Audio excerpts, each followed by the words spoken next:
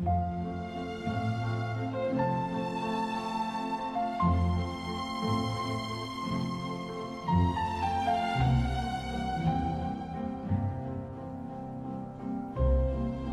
le cadre de sa randonnée du savoir, tournée de détection, de promotion, de valorisation de talents et de connaissances en France et dans le monde, l'association Jeunes Savoir est à l'Université Paris-Sorbonne ce matin à la rencontre d'un enseignant-chercheur, le docteur Louis Boisgibaud, dont les travaux de recherche proposent des solutions pour une transition énergétique dans les territoires.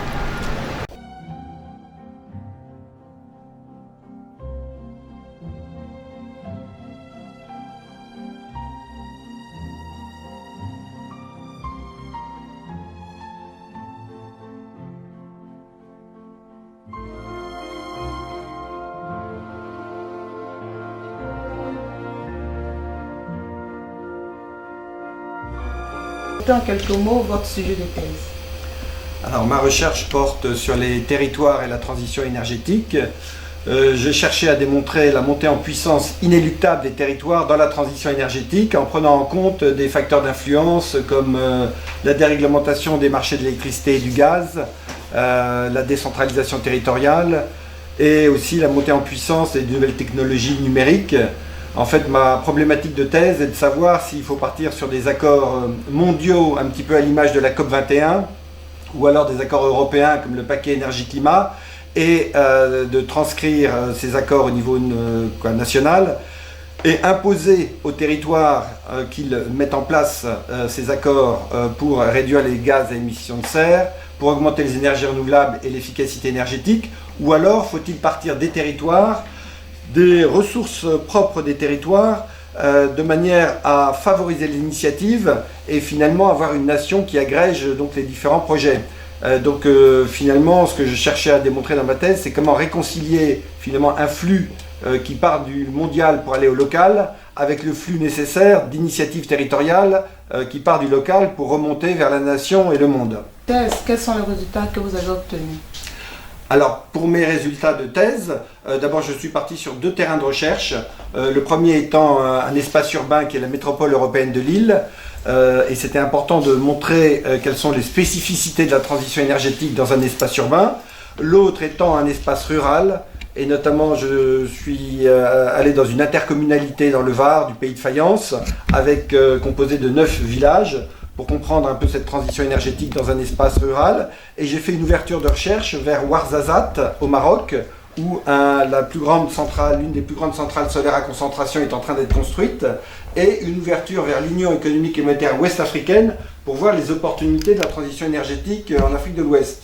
Alors en termes de résultats, j'ai organisé mes résultats en fonction des différentes typologies de territoires que j'ai retenues, avec d'un côté la France, ensuite la Méditerranée, et enfin l'Afrique, dans une logique de COP21, où avant la COP21, l'Europe, l'Union européenne était soumise à contraintes carbone, et maintenant, après COP21, qui a été ratifié, qui est entré en vigueur, maintenant les pays Maroc et Afrique sont aussi contraints de faire finalement des efforts différenciés pour réduire les émissions de gaz à effet de serre. Alors, quels sont les apports pour le monde scientifique et pour l'humanité?